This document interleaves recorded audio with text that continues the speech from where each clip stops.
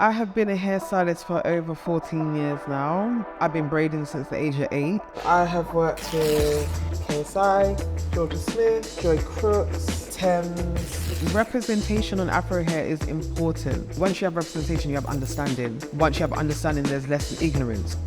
My main thing was being myself and being rebellious. I don't walk in anyone else's lane. I don't follow what people do. I believe my job is to be a trendsetter. Cultural appropriation in this industry when it comes to hairstyling is crazy. If Afro hair was respected as much as every other type of hair, tradition and culture, then we would all be in a better place. Your hair is magic. Your hair defies gravity. Your hair has power. Also, don't let no one touch your hair. My name is Shamara Roper, I'm 31 years old and I'm a session stylist based in Southwest London. I specialise in Afro hair and hair sculptures. I have been a hairstylist for over 14 years now. I've been braiding since the age of 8. I've been making sculptures and getting them published in magazines from like 2020. I have worked with KSI, Jorja Smith, Joy Crooks, Thames. When I'm working with people, especially for the first time, I don't Google them. So I remember like the first time I worked with KSI, I was like, I'm sorry to ask, but my cousin doesn't believe I'm with you. Can you please just say hi? And he was like, yeah, of course, all calm. As soon as the camera go, yo, it's your boy KSI, what's up, no, what's up? Yo, Cruz, Noah, what's up, man? It's your boy, yo. It's real, fam. KSI is the coolest, most humble guy. Like, he's funny to me. Like, he's cool. I see like good things that he does on social media. They always share that stuff, but just as a person, he doesn't do it for clout. And I feel like that's like everyone I work with. So my family is from Jamaica, from both sides. My grandparents came over during the Windrush. Being Jamaican, just like anything, it's just like a lifestyle. I can't even explain it as being part of a culture that is so influential. Such a small island with big energy. This world is literally so toxic. You know, like back in the day, I would go back to my granddad. My granddad put on like, I would say the white voice. Yeah, he would answer the phone. His Jamaican accent was like, hello, hello, right, you're right. And it's like, what is that, granddad? It's because you're trying to appease another race to make them feel more comfortable. We don't need to do that anymore. Speak with your accent. I want to know your real name.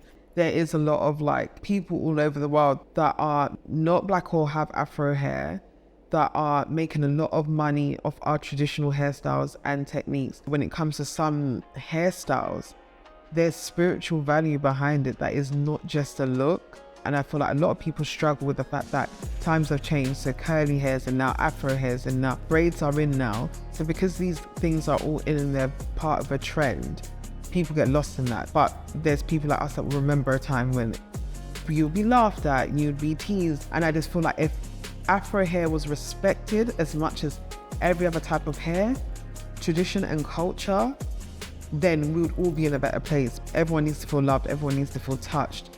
I don't even care if I'm doing baby hairs. We're gonna make sure those baby hairs are representing. My main thing was being myself and being rebellious. I don't walk in anyone else's lane. I don't follow what people do. I believe my job is to be a trendsetter.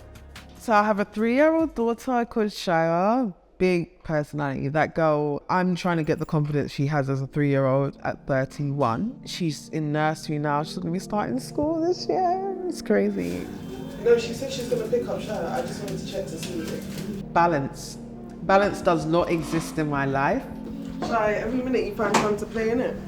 Literally, my life is suitcases, products, and hair and shine. So today I'll be going to Final Check Hair and Makeup Academy in Romford, where I'll be doing my first live masterclass. All right, I'm ready. I'm looking forward to teaching people about Afro hair, little hacks on set. And for me, it's just the fact that people want to come to the class. This is game time, let's warm up. I feel like I'm small and shy, but I've got my hair and my art is very big energy. So if I wanted to change it from a curly hairstyle and then add product to do something snatched, I could use this because it's water-based. You want to be time efficient, but you also want a flawless finish. So take your time, do it in sections. the emotions I had one-to-one with clients and the things we shared, and seeing how I helped them in a way that with my hands, it made me feel like, okay, this is my power and this is my form of magic. Being able to create hairstyles for people, make them feel beautiful, make them feel comfortable, make them feel like they're heard, and make them feel represented. I'd say my work is defiant because it's rebellious. When making my hair sculptures, I normally try and do it for editorials because I know they're going to be on covers, could be worldwide, so it's a good chance to showcase the art. Hair sculptures are not new. They've been part of African history and culture, and I started to delve more into that. The way they done it was more tribal and traditional. I kind of want to interpret my own way of making sculptures. So I base everything on my moves. The more twists and bends, probably the more chaos in my life at that time. The less means I was probably in a more calm situation. Cultural appropriation in this industry when it comes to hairstyling is crazy. Like, there'll be white or European hairstylists on set and they'll have their black Afro session stylist assistant. You would be doing the whole head of hair and you won't get not one credit. You get your little pay and that is it. In the beginning, I definitely was faced with some situations where I had to kind of side eye and be like, what? A lot of the situations I can't say were racial or anything purposely.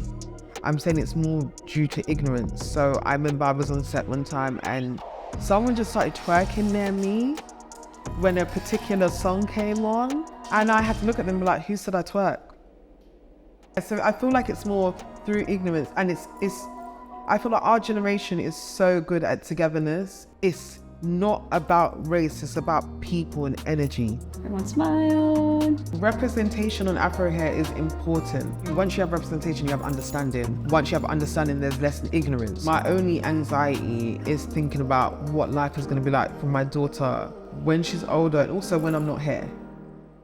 I felt like the class went pretty well today. Seeing the young girls take it seriously and also be so in tune with learning about different hair types outside of their comfort zone makes me so happy. There's room for change, which means that one day we'll have it on the curriculum, which means one day they will get funding to go and study Afro hair. So right now, we've just finished the masterclass at Final Check, back in South London, back at Peckham Palms, with the lovely Kay. She's got an event to go to, wants to do a little bit of extra. So the Palms is a space in Peckham. It's basically for black businesses, and this is a studio for session stylists to come and do their thing. So we're just gonna have fun with this look. I believe like this is just my gift. So it's something that just flows naturally to me. Go hard or go home, why not? One thing I enjoy about hair is like transformation. It makes me feel like the fairy godmother. Knowing that someone feels good for a day and night and evening, and if it's more long term and they feel good, it makes me feel good. No one else is gonna have this hairstyle, so and I'm gonna be the talk of the town. I'm tired now, but I can work on no sleep because I'm so excited and I'm so passionate about what I'm gonna do, or excited to work with the colleagues or clients that I have. The past 3 years, my life has changed completely. Like, it's a dream.